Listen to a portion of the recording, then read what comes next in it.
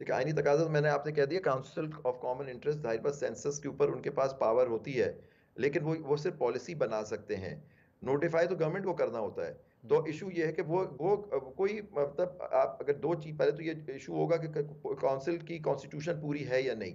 मेरा ये व्यू ये है कि कोई ऐसा काम काउंसिल नहीं कर सकती जो आर्टिकल 224 के खिलाफ हो। वो ये नहीं कह सकते कि जी सेंसस पहले होगा, हम नोटिफाई कर रहे हैं, फिर वो हल्का बंदियां होंगी, कॉन्स्टिट्यूशनल अमेंडमेंट कैसे होगी, फिर तो इलेक्शन कैसे होंगे आप बताइए। हल्का बंदियां का मतलब ये होता है ऑब्जेक्शन, वो इलेक्शन एक्ट के अंदर सारा वो डील, सारा सेक्शन है जिसके अंदर डिलिमिटेशन है, उस पर ऑब्जेक्शन है, उस पर हेयरिंग्स हैं, और सब चैलेंजेस और ये वो सारी नहीं, बात। आबिद जुबैरी साहब, लेकिन इसमें इशू एक सवाल और भी मेरे है कि इशू पॉलिटिकल नहीं, पार्टीज जो हैं। इशू आप सुन आबिद जुबैरी लें, साहब। इशू मैंने जैसे जी मैंने जी। जैसे पहले कहा कि कॉन्स्टिट्यूशनल अमेंडमेंट की जरूरत होगी, डिलिमिटेशन सिर्फ ये नहीं होगी। कहीं बलूचिस्तान में 78% पॉपुलेशन बढ़ी है, तो उसके अंदर उनकी उनकी सीटें बढ़ेंगी नेशनल असेंबली में, वो सीटें बगैर आईनी तरमीम के कैसे बढ़ाई जा सकती हैं? तो ये कैसे हो सकता है? तो देखिए, इलेक्शन अगर होना है वक्त पे तो आपको पुरानी उसके तहत कराना होगा।